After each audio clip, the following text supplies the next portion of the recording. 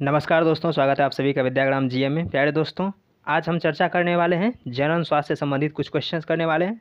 साथ ही साथ कुछ क्वेश्चंस ऐसे भी करने वाले हैं जो जनन संबंधित स्वास्थ्य से संबंधित नहीं है, यानी कि जो जनन से संबंधित नहीं है उन रोग के बारे में भी हम यहाँ पे चर्चा करने वाले हैं। इससे पहले हम 20 क्लास कर चुके हैं, अगर आपने नहीं देखा है तो जा के देख सकते हैं। इस 20 क्लास में से शुरुआत के जो 15 क्लास है वो सिर्फ व सिर्फ जनन स्वास्थ्य से संबंधित है, लेकिन उसके बाद के जितने भी क्लास हैं उसमें कुछ कुछ क्वेश्चन जनन स्वास्थ्य से भी हैं और कुछ क्वेश्चन जो जनन स्वास्थ्य से संबंधित रोग नहीं है उनके भी हैं। तो आप सभी इन सभी क्वेश्चंस को आप ज़रूर देख लीजिए। और ये क्वेश्चन जो है आरआरबी रेलवे के किसी न किसी एग्जाम में प्रीवियस ईयर में पूछा जा चुका है, इसलिए इसको आप इम्पोर्टेंट समझ करके इसे तैयार कर सकते हैं। तो चलिए शुरू करते हैं। तो आज जो हमारा पहला क्वेश्चन है वो कह रहा है कि सामान्यतः रक्त कैंसर के रूप में निम्नलिखित में से किसे वर्गीकृत नहीं किया जाता, यानी कि इनमें से कौन सा ऐसा कैंसर है जो रक्त कैंसर नहीं है। तो आपका जो आंसर है वो हो जाएगा option number A, carcinoma. Carcinoma क्या है? ये उपकला उत्तक का जो है ये कैंसर होता है, यानी कि ये चमड़ी और में पाया जाता है। तो इसलिए कार्सिनोमा जो है वो रक्त कैंसर का भाग नहीं है। बाकी बात करें ऑप्शन बी का, तो ये जो ल्यूकेमिया है ये रक्त कैंसर है, यानी कि वो जो WBC वाला। उसके बाद ये माइलोमा जो है ये भी रक्त कैंसर है जो कि अस्थि मज्जा से शुरू होता है। और उसके बाद लिम्फोसाइट्स में जो होता है वो लिम्फोमा होता है। ठीक है, तो इस तरह से ये तीनों जो है, जो ल्यूकेमिया है, जो माइलोमा है और जो लिम्फोमा है, ये तीनों रक्त कैंसर से संबंधित रोग है, जबकि कार्सिनोमा जो है ये उपकला उत्तक से संबंधित रोग है। तो इसलिए इसका सही answer option number A, carcinoma हो जाएगा, जो कि रक्त कैंसर से संबंधित नहीं है। नेक्स्ट हमारा क्वेश्चन कह रहा है कि एलिसा टेस्ट डैश के कारण होने वाले एक्वायर्ड इम्यूनोडिफिशियेंसी सिंड्रोम, यानी कि एड्स के निदान के लिए किया जाता है। तो एलिसा टेस्ट जो है वो HIV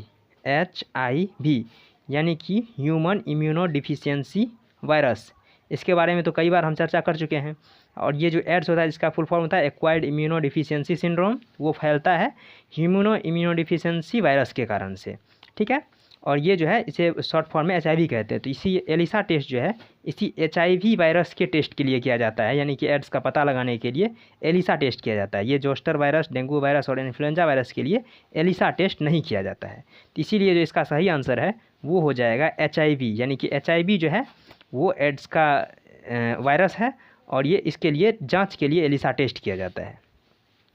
नेक्स्ट जो हमारा क्वेश्चन है ये कह रहा है कि निम्नलिखित में से कौन सा मनुष्य का विषाणु जनित रोग नहीं है। आपको ध्यान देना है कि विषाणु जनित रोग इनमें से कौन सा नहीं है मनुष्य के लिए। देखिए, बात करें इन्फ्लुएंजा का तो ये जो है मनुष्य का रोग है, डेंगू भी मनुष्य का रोग है और एड्स भी मनुष्य का रोग है। लेकिन जो ऑप्शन नंबर डी दिख रहा है रिंडरपेस्ट, ये रिंडरपेस्ट मनुष्य का रोग नहीं है, बल्कि ये जानवरों में वायरस के द्वारा फैलने वाले, यानी कि विषाणु के द्वारा फैलने वाले संक्रमित रोग है। अगर एक मवेशी को ये इस तरह का ये रिंडरपेस्ट नामक विषाणु के कारण अगर उसको बीमारी हो गई तो फिर जितने भी समुदाय उसके आसपास में जो भी उसके आस पड़ोस में रहता है उन सभी जानवरों में ये रिंडरपेस्ट वायरस फैल जाता है।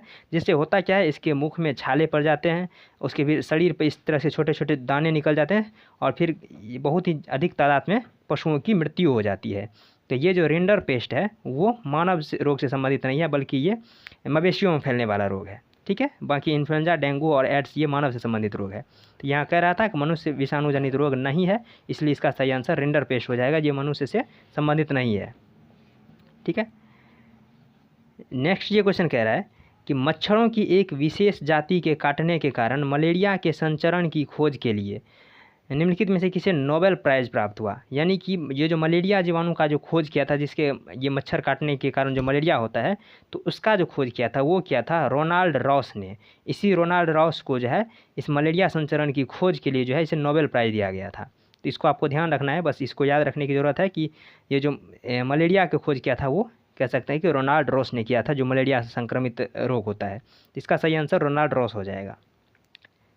नेक्स्ट ये क्वेश्चन कह रहा है कि शरीर में कैल्शियम ऑक्जिलेट की बहुत ज़्यादा मात्रा डैश का कारण बनती है। कैल्शियम ऑक्जिलेट आप सभी जानते हैं कि जैसे टमाटर में, पालक में, इन सब चीज़ों में जो अम्ल पाया जाता है वो पाया जाता है कैल्शियम ऑक्जिलेट। और ये कैल्शियम ऑक्जिलेट जो है ऑक्जेलिक अम्ल पाया जाता है। ठीक है, ये जो टमाटर में और पालक में ऑक्जेलिक अम्ल पाया जाता है और फिर वो शरीर के अंदर जा कर के अगर बहुत अधिक मात्रा में होता है वो ऑक्जेलिक अम्ल, तो उसको फिल्टर के लिए जो है यानी कि ब्लड के माध्यम से उसको किडनी के पास जाना होता है और किडनी में यह कैल्शियम ऑक्जिलेट का निर्माण करके एक गांठ का निर्माण करता है। जिस तरह से आप देख सकते हैं इस किडनी में जो बीच बीच में है छोटी छोटी गांठ का निर्माण हो चुका है। तो इस गांठ को क्या कहते हैं? इस गांठ को कहते हैं पथरी, यानी कि किडनी का पथरी के नाम से जाना जाता है। ये कैल्शियम ऑक्जेलेट का बना होता है और ऑक्जेलिक अम्ल इसके लिए जिम्मेदार होता है। और एक ऑक्जेलिक अम्ल किस चीज़ में पाया जाता है? खास करके टमाटर और पालक में जो है काफ़ी अधिक मात्रा में ये ऑक्जेलिक अम्ल पाया जाता है। इसलिए टमाटर, पालक वगैरह अगर आप खा रहे हैं तो कहीं ना कहीं पानी की मात्रा आपको बढ़ानी होगी, नहीं तो इस तरह की पथरी होने की संभावना बढ़ जाती है। तो कैल्शियम ऑक्जेलेट का कारण है ये ऑक्जेलिक अम्ल, और ये किडनी में जाकर के इस तरह के छोटे छोटे पथरी का निर्माण करता है। हालांकि इसके उपचार के लिए आजकल जो लेजर तकनीक है वो तो होता ही है, साथ ही साथ जो है ऑपरेशन के माध्यम से भी इसको ठीक किया जा सकता है। तो इसका सही आंसर पथरी हो जाएगा। ये कैल्शियम ऑक्जेलेट को सामान्य बोलचाल की भाषा में पथरी कहते हैं। तो आज के लिए इतना ही, मिलते हैं नेक्स्ट वीडियो में, तब तक के लिए धन्यवाद, जय हिंद।